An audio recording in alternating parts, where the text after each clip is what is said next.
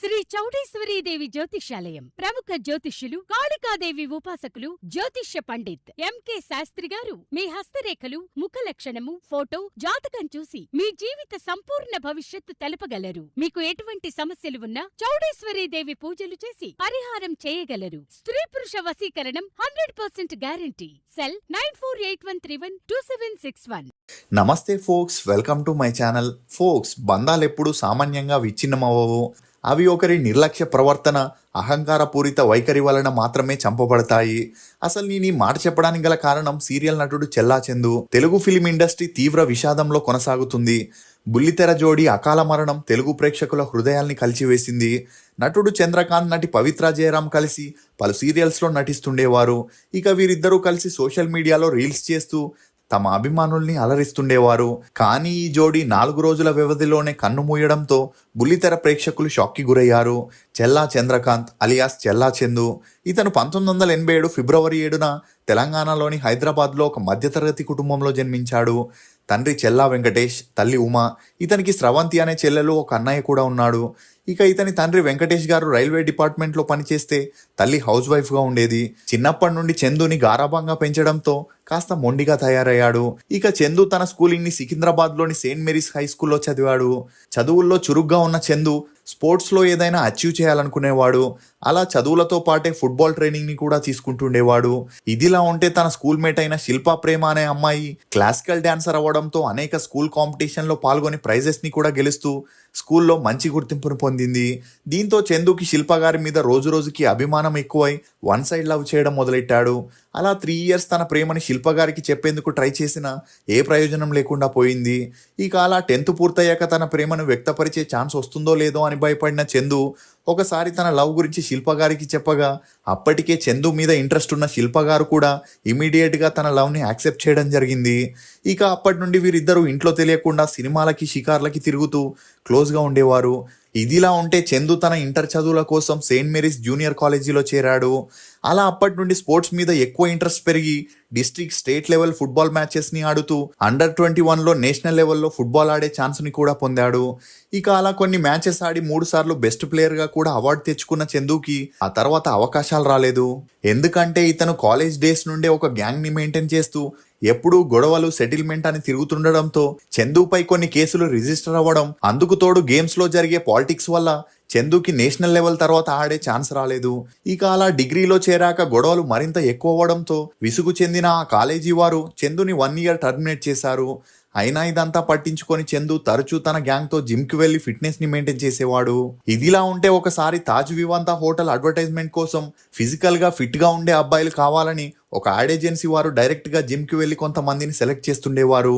అలా ఒకసారి చందు ఉన్న జిమ్కి వెళ్ళిన ఏజెన్సీ వారు చందు లుక్స్ అండ్ పర్సనాలిటీ చూసి అడ్వర్టైజ్మెంట్లో యాక్ట్ చేస్తావని అడగగా అప్పటి వరకు యాక్టింగ్, మోడలింగ్ అంటే ఏంటో తెలియని చందు ఒక్కసారైనా షూటింగ్ ఎక్స్పీరియన్స్ చేయాలని ఇమ్మీడియట్గా ఒప్పుకోవడం జరిగింది. అలా 10 మంది మోడల్స్లో చందు కూడా ఒక మోడల్గా తాజ్ వివాంతా హోటల్ యాడ్లో నటించాడు. అందుకు వారు 500 రూపాయల వరకు పేమెంట్ ఇవ్వడంతో మెల్లమెల్లగా చందు మోడలింగ్ చేస్తూ తన పాకెట్ మనీని తానే సంపాదించుకోవాలనుకున్నాడు. ఇక కాలేజీ నుండి టర్మినేట్ చేసిన విషయం తెలిసి ఇంట్లో వారు చందుని వేరే కాలేజీలో చేర్పించి తన డిగ్రీ పూర్తయ్యేలా చేశారు. ఇక అలా చదువులతో పాటే కొన్ని ర్యాంప్ వాక్స్లో మోడల్గా కూడా చేస్తుండేవాడు. ఇదిలా ఉంటే అప్పటికే శిల్ప గారు చందు ప్రేమించుకొని 5 ఏళ్ళు అవ్వడంతో పెద్దలు నొప్పించి పెళ్లి చేసుకోవాలనుకున్నారు. కానీ చందుకి ఎలాంటి జాబ్ లేకపోవడంతో సొంతంగా బిజినెస్ చేయాలని, అందుకు ముందుగా తను MBA చేయాలని ఉస్మానియా యూనివర్సిటీలో చేరడం జరిగింది. ఇక ఆ కోర్స్ పూర్తవగానే బిజినెస్ చేయడానికి డబ్బులు లేకపోవడంతో చందు ఒక ప్రైవేట్ కంపెనీలో జాబ్లోకి జాయిన్ అయ్యాడు. అలా 1 ఇయర్కే ఆ జాబ్ బోర్ కొట్టడంతో జాబ్కి రిజైన్ చేసి తమ ఏరియాలో ఉన్న కొంతమంది సీరియల్స్, సినిమాల్లోకి వెళ్ళి పాపులర్ అవ్వడం చూసి చందు కూడా సినిమా ఇండస్ట్రీలో తన లక్ని ట్రై చేయాలనుకున్నాడు. కానీ అందుకు శిల్ప గారు మరియు చందు పేరెంట్స్ ఒప్పుకోలేదు. దీంతో ఒకే చోట జాబ్ చేయడం ఇంట్రెస్ట్ లేక, ఓన్గా బిజినెస్ పెట్టుకునేందుకు డబ్బులు లేక ఏం చేయాలో తెలియని పరిస్థితుల్లో ఉన్నప్పుడే శిల్ప గారు తన ఇంట్లో తెలియకుండా 4 లక్షల రూపాయల వరకు డబ్బు తీసుకొచ్చి చందుతో ఒక చిన్న సాఫ్ట్వేర్ కంపెనీని స్టార్ట్ చేపించి అందులో 5గురిని హైర్ చేసుకోవడం జరిగింది. ఇక అలా చందు అన్నయ్య USAలో ఉండడంతో అతని సహాయంతో నైట్ షిఫ్ట్ కంపెనీని రన్ చేసేవాడు. ఇక అలా మార్నింగ్ మొత్తం ఖాళీగా ఉండడంతో ఫ్యామిలీకి తెలియకుండా సినిమా సీరియల్ ఆడిషన్కి వెళ్తుండేవాడు. అలా 2 సంవత్సరాలు ట్రై చేయగా చిన్నా చితిక పాత్రలు కూడా రాకపోయినా పట్టువదలని విక్రమార్కుడిలా ట్రై చేస్తున్నప్పుడే ఒక మేనేజర్ చందుతో కొత్త సీరియల్ ఆడిషన్ జరుగుతుందని, అందులో కొత్త ఆర్టిస్టులకి ఎక్కువగా ఛాన్సులున్నాయని చెప్పడంతో ఈ అవకాశాన్ని ఎలాగైనా వినియోగించుకోవాలనుకున్నాడు. ఇక అలా 2013లో డైరెక్టర్ మంజులా నాయుడు చేస్తున్న శ్రావణ సమీరాలు సీరియల్ ఆడిషన్లో పాల్గొనగా చందు యాక్టింగ్ అంతంత మాత్రమే ఉన్న ఆ సీరియల్లోని ఒక పాత్రకి సెలెక్ట్ చేయడం జరిగింది. ఎందుకంటే కొత్త వారికి తక్కువ రెమ్యూనరేషన్ ఇవ్వడమో లేక పూర్తిగా డబ్బులు ఇవ్వకుండానే యాక్ట్ చేయించుకోవచ్చు అనే ఉద్దేశంతో ప్రతి ఒక్క ప్రొడక్షన్ హౌస్ ఇలా చేస్తుందనే చెప్పొచ్చు. ఇక అలా చందు శ్రావణ సమీరాలు సీరియల్లో సెలెక్ట్ అవ్వడంతో తన ఫ్యామిలీ హ్యాపీగా ఉన్న శిల్ప గారికి మాత్రం ఇష్టం లేకుండా ఉండేది. ఎందుకంటే కష్టపడి పెట్టిన కంపెనీని వదిలేసి ఇలా సీరియల్ చేయడంతో వీరిద్దరి మధ్య మనస్పర్ధాలు వచ్చిన 2013 జూన్ 19న శ్రావణ సమీరాలు సీరియల్ టెలికాస్ట్ అయి చందు పాత్రకి కొంతవరకు గుర్తింపు రావడంతో శిల్ప గారు కూడా నిదానంగా చందుకి సపోర్ట్ చేయడం మొదలెట్టింది. ఇక అలా మొదట్లో చందు తన కంపెనీని రన్ చేస్తూనే యాక్టింగ్ చేస్తున్నప్పటికీ సీరియల్స్లో వరుస అవకాశాలు రావడంతో తన కంపెనీని అమ్మేసి పూర్తిగా యాక్టింగ్ వైపే తన దృష్టిని సారించాడు. అలా స్వాతి చినుకులు, ప్రేమ్ నగర్ సీరియల్లో నెగిటివ్ పాత్రలు చేస్తూనే మధ్య మధ్యలో తన వయసుకు మించిన పాత్రల్ని చేయడంతో చందుకి రోజు రోజుకి పాపులారిటీ ఎక్కువ అవుతూ వచ్చింది.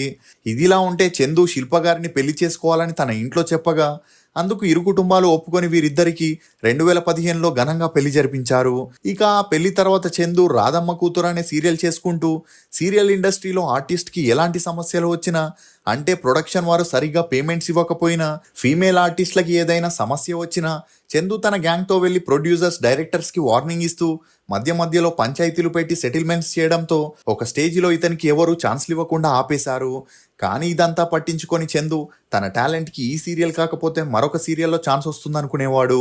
ఇక అలా 6 నెలలైనా ఒక్క ఛాన్స్ కూడా రాకపోయేసరికి సినిమాల్లో తన లక్ని ట్రై చేయాలనుకున్నాడు.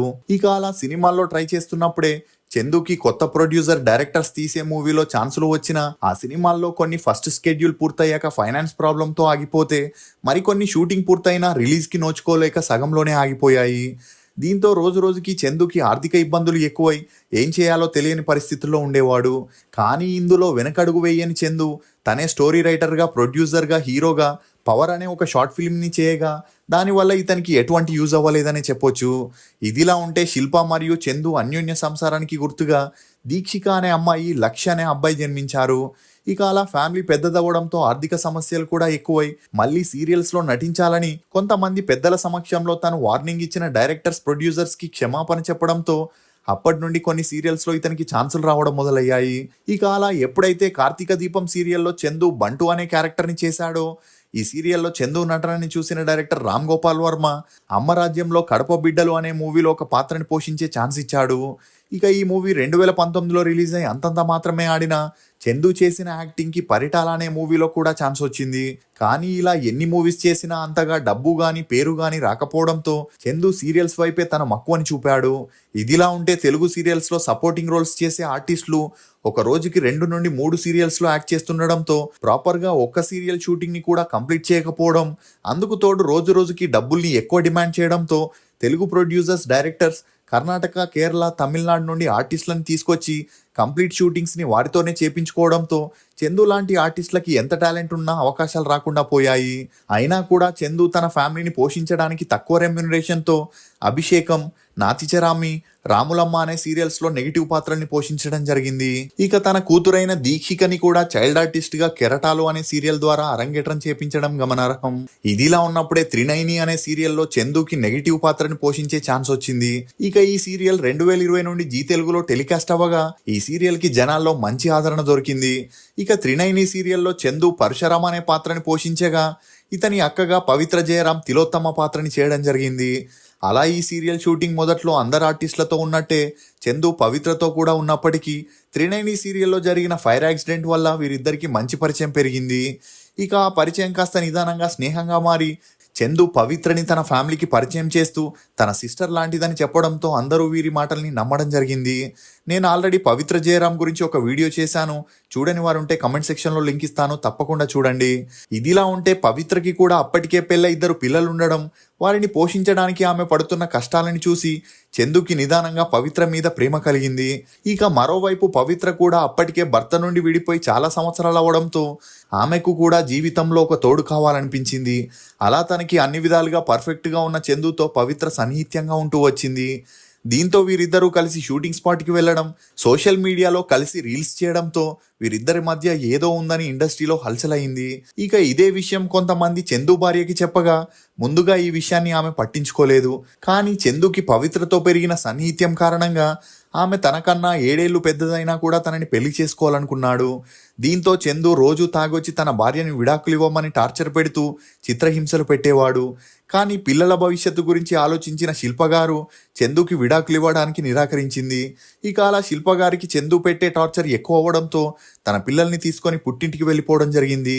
దీంతో తన దారికి అడ్డు ఎవరూ లేరని 2021లో పవిత్ర చందు ఒక గుడిలో సింపుల్గా పెళ్లి చేసుకొని వీరి బంధాన్ని సీక్రెట్గా ఉంచారు. ఇక అప్పటి నుండి చందు ఒకవైపు తన తల్లిదండ్రుల దగ్గరికి వెళ్లకుండా, మరోవైపు భార్య పిల్లల్ని చూడకుండా పవిత్రతోనే ఉంటుండేవాడు. ఇక చందు పవిత్ర 2021లో పెళ్లి చేసుకున్న తమ రిలేషన్ గురించి ఎక్కడా రివీల్ చేయకుండా ఆడియన్స్ని కన్ఫ్యూజ్ చేస్తుండేవారు. ఇదిలా ఉంటే ఏప్రిల్ 26న కర్ణాటకలో జరిగిన ఎలక్షన్స్ కారణంగా చందు పవిత్ర తమ కారులో మండ్యాకి వెళ్ళి అక్కడే కొన్ని రోజులు స్టే చేసి మే 12న తిరిగి హైదరాబాద్కి కారులో వస్తున్న క్రమంలో రాత్రి 12 గంటలకి పవిత్ర, చందు మరియు పవిత్ర చెల్లెలు కూతురు నిద్రలోకి జారారు. ఇక డ్రైవర్ కూడా నిద్రమత్తులో డ్రైవ్ చేస్తున్నప్పటికీ ఒక ఆర్టీసీ బస్ వీరి కారు ఎడమ వైపు నుండి ఓవర్టేక్ చేయగా నిద్రమత్తులో ఉన్న డ్రైవర్ సడన్ గా ఆ బస్ ని చూసి ఉలిక్కిపడి వెంటనే ఆ కారుని కుడివైపు తిప్పడం జరిగింది. దీంతో ఆ కారు డివైడర్ ని ఢీకొని ముందు భాగంలో ఉన్న విండ్ షీల్డ్ ముక్కలైపోయింది. ఇక ఆ ప్రమాదంలో ఎవరికి గాయాలవ్వలేదు గాని విండో గ్లాస్ పగలడంతో చందు తలకి చేతికి దెబ్బలు తగిలి తన ఫేస్ అంతా బ్లడ్ అయింది. ఇక అలా నిద్రమత్తులో ఉన్న పవిత్ర ఒక్కసారి రక్తపు మడుగులో ఉన్న చందుని చూడడంతో పవిత్ర షాక్ కి గురై హార్ట్అటాక్ వచ్చి స్పృహ కోల్పోయింది. ఇక అలా చందు కూడా అన్కాన్షియస్ అవ్వడంతో ఆ కార్ డ్రైవర్ వీరిద్దరిని అంబులెన్స్ లో తీసుకెళ్లి హాస్పిటల్లో చేర్పించగా పవిత్ర అక్కడికక్కడే మరణించినట్లు వైద్యులు ధృవీకరించారు. ఇక ఈమె మరణాన్ని తట్టుకోలేని చందు మానసికంగా కృంగిపోయాడు. అలా అప్పటి నుండి రోజు మద్యం తీసుకుంటూ పవిత్రకి సంబంధించిన ఫొటోస్ ని సోషల్ మీడియాలో పోస్ట్ చేస్తూ తన దగ్గరికి వస్తున్నా అంటూ ఇంకా 2 రోజుల్లో అంతా సెట్ అవుతుందని చెప్పడంతో ఎవరు ఈ విషయాన్ని సీరియస్ గా తీసుకోలేదు. ఇక ఈ మధ్యలో చందు తల్లిదండ్రులు పెద్దలతో పంచాయతీ పెట్టించి తన భార్య బిడ్డలతో ఉండమని, వారికి నువ్వు తప్ప వేరే దిక్కు లేదని చెప్పడంతో అందరి ముందు తను ఇంకా 2 రోజులే ఉంటానని తనని పవిత్ర పిలుస్తుందని చెప్పి అక్కడి నుండి వెళ్ళిపోవడం జరిగింది. దీంతో అప్పటి నుండి తన భార్య తల్లిదండ్రులు ఇతనికి ఎన్నిసార్లు ఫోన్ చేసినా ఎత్తకపోవడంతో వారు భయపడి శుక్రవారం సాయంత్రం 6 గంటలకి పవిత్ర ఫ్లాట్కి వెళ్ళి డోర్ బెల్ కొట్టగా చాలాసేపటి వరకు తలుపులు తెరవకపోవడంతో వాటిని బద్దలు కొట్టి లోపలికి వెళ్ళి చూడగా అప్పటికే చందు తన 37వ ఏటకి ఈ లోకాన్ని వదిలి వెళ్ళిపోయాడు. చందు చేసిన దాంట్లో ఎంతవరకు కరెక్ట్ అని మీరు అనుకుంటున్నారో మీ అభిప్రాయాన్ని కమెంట్ సెక్షన్లో తప్పకుండా తెలియజేయండి. ఫోక్స్, ఎవరో ఏదో అన్నారని మన అనుకునే వాళ్ళను వదులుకోకూడదు. ఏది మంచో ఏది చెడో తెలుసుకొని నిర్ణయం తీసుకుంటే జీవితంలో సమస్యలే ఉండవు. ఇది ఫోక్స్ నటుడు చెల్లాచందు గురించి కొన్ని నమ్మలేని నిజాలు. ఈ వీడియో మీద మీ అభిప్రాయాన్ని కమెంట్ సెక్షన్లో తప్పకుండా తెలియజేయండి. మేము చేసిన ఈ వీడియో మీకు నచ్చినట్లయితే ఒక లైక్ ద్వారా మీ సపోర్ట్ని మాకు తెలియజేయండి. For more interesting videos, please subscribe to CR Voice. Thank you.